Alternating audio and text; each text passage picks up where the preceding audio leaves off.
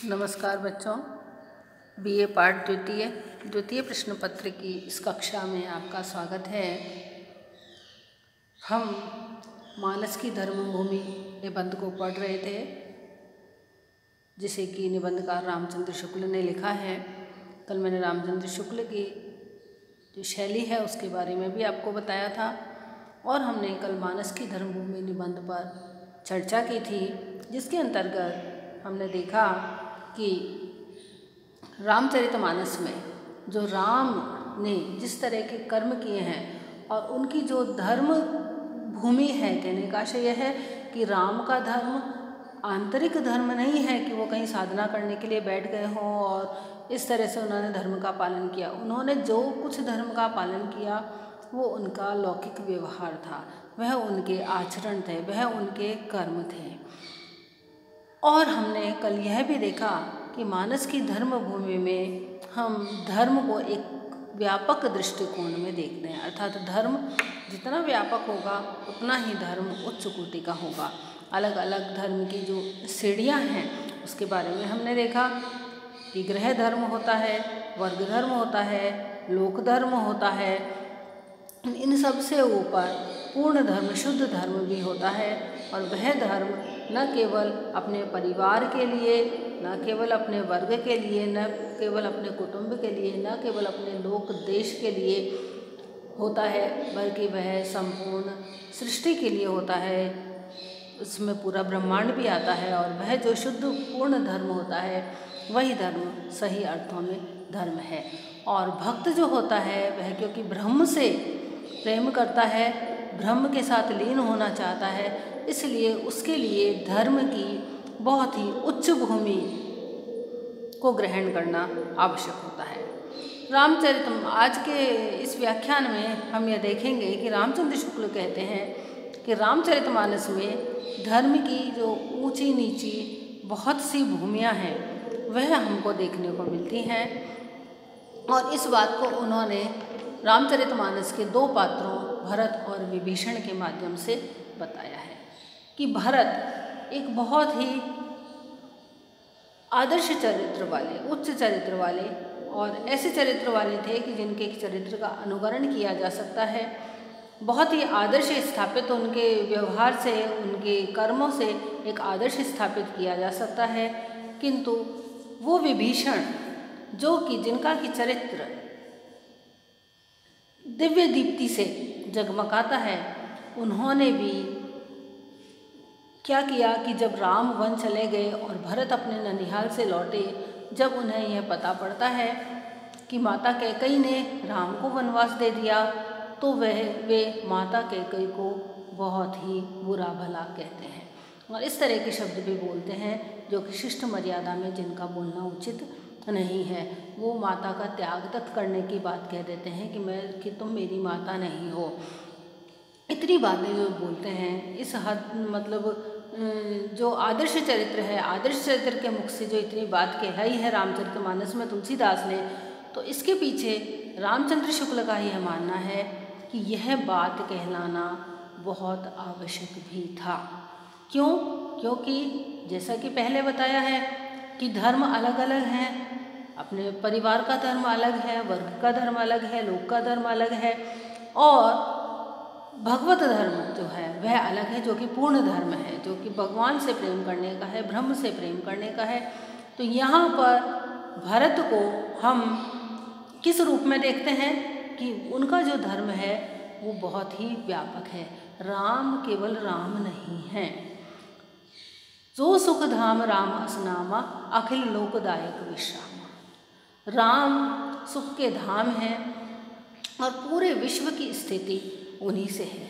जब राम इतने उदात्त है, पूर्ण पुरुषोत्तम है, ब्रह्म के स्वरूप है, ईश्वर का अवतार है, तो क्या यह बात भरत को शोभा देती कि अपनी माता कैकेयी द्वारा राम के लिए वनवास मांग लेने पर भी वो कैकेयी को कुछ नहीं कहते? यदि वो ऐसा कहते तो फिर यह बात उनका जो व्यापक धर्म है उसके हिसाब से सही नहीं ठहरती। धर्म पूर्ण शुद्ध होता है, उसमें व्यापक भावना दिखाई देनी चाहिए और यदि कैकेयी को भी बुरा भला नहीं कहते तो यहाँ पर धर्म का तिरस्कार दिखाई देता, और धर्म का तिरस्कार दिखाई देता तो वह पूर्ण धर्म नहीं होता।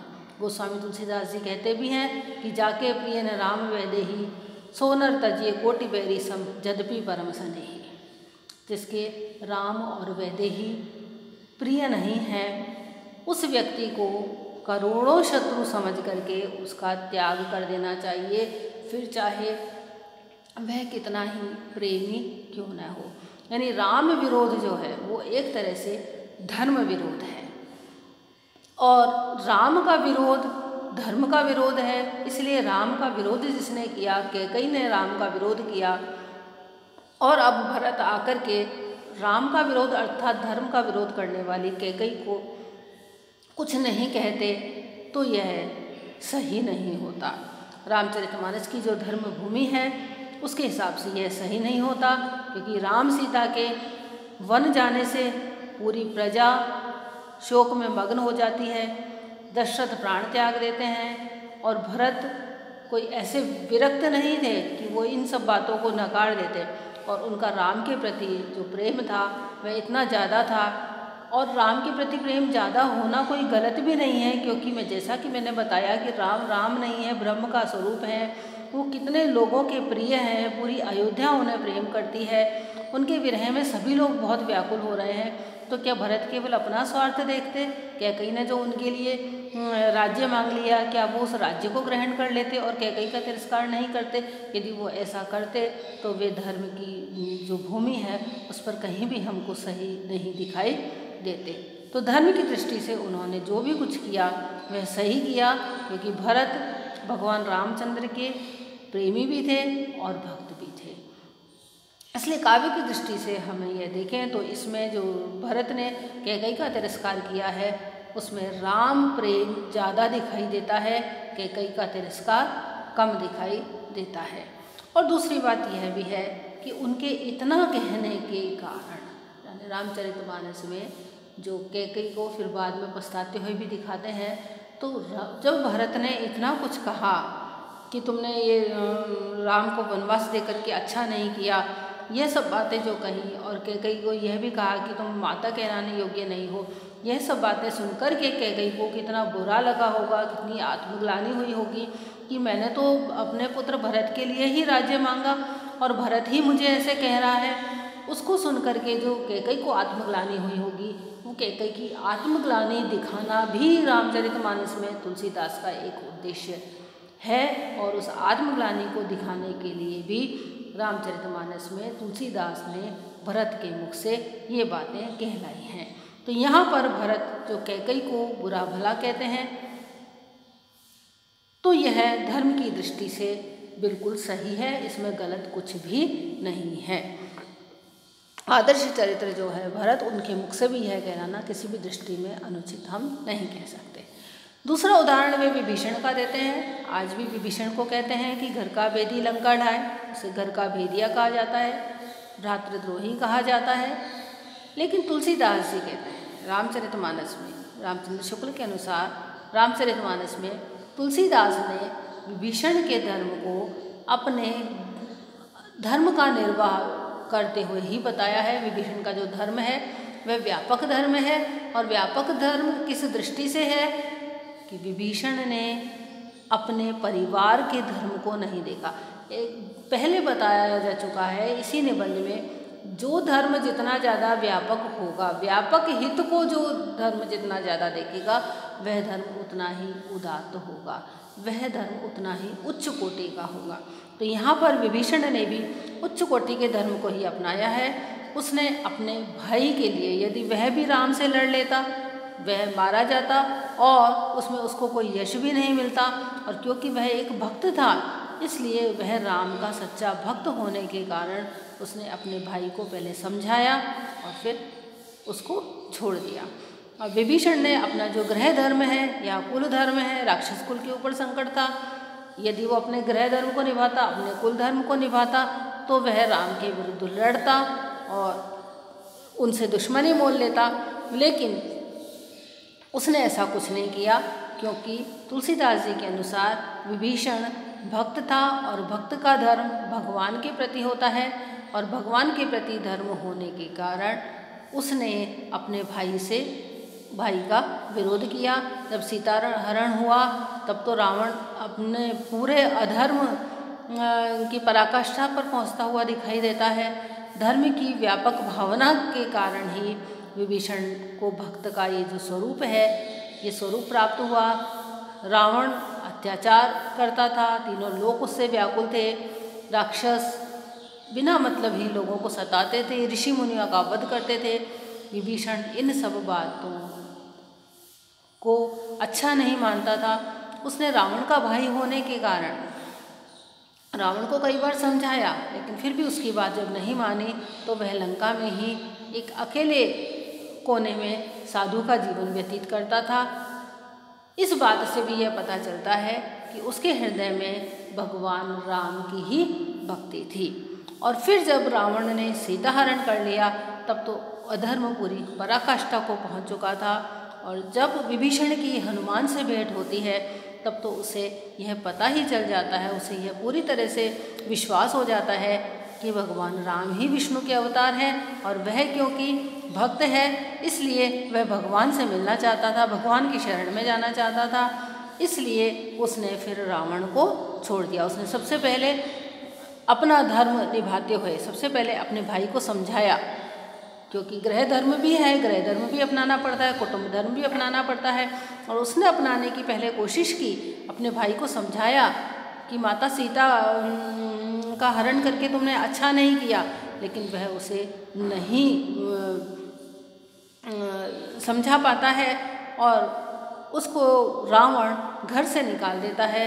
तो एक तरफ उसने गृह धर्म का और कुल धर्म का पालन करने की कोशिश की, लेकिन जब वह उसमें सफल नहीं हुआ, रावण किसी भी तरह उसके कहने को नहीं माना और उसने उसको निकाल दिया, तो उसने अपना जो व्यापक धर्म है उसका पालन करने में ही भलाई समझी। अपने व्यापक धर्म का पालन करते हुए वह वहाँ से निकल करके भगवान राम की शरण में आ गया, क्योंकि उसका जो धर्म था वह संकुचित दायरे में नहीं रह सकता था।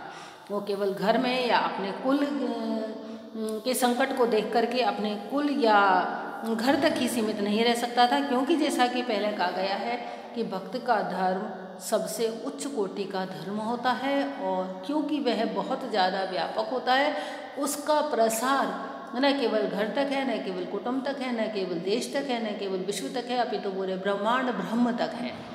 तो क्योंकि विभीषण भक्त है इसलिए उसका धर्म भी अत्यंत व्यापक है और उस व्यापक धर्म के कारण वह भगवान की शरण में आ जाता है और उस भक्त धर्म का अवलंबन करता है, भक्त धर्म का सहारा लेता है और भगवान राम की शरण में आ जाता है। तो बच्चों, इस निबंध में, मानस की धर्मभूमि निबंध में आचार्य रामचंद्र शुक्ल ने यही बताया है कि रामचरितमानस में धर्म की अलग अलग स्थितियाँ बताई गई हैं, अलग अलग कोटियाँ बताई गई हैं और उन कोटियों में छोटा वह धर्म सबसे ज़्यादा उच्च धर्म माना जाता है जो जितना ज़्यादा व्यापक होता है। यदि हम केवल अपने बारे में सोचें तो हम स्वार्थी कहलाएंगे। हम केवल अपने परिवार के बारे में सोचते हैं और परिवार के लिए अपने सुख का त्याग करते हैं तो हम एक अच्छे धर्म का पालन करते हैं। फिर हम अपने कुटुंब के लिए अपने परिवार के सुखों का त्याग करते हैं तो भी हम अच्छे धर्म का पालन करते हैं। फिर हम यदि अपने देश और समाज के लिए अपने कुटुंब के हितों का त्याग करते हैं तो हम और भी अच्छे धर्म का पालन करते हैं।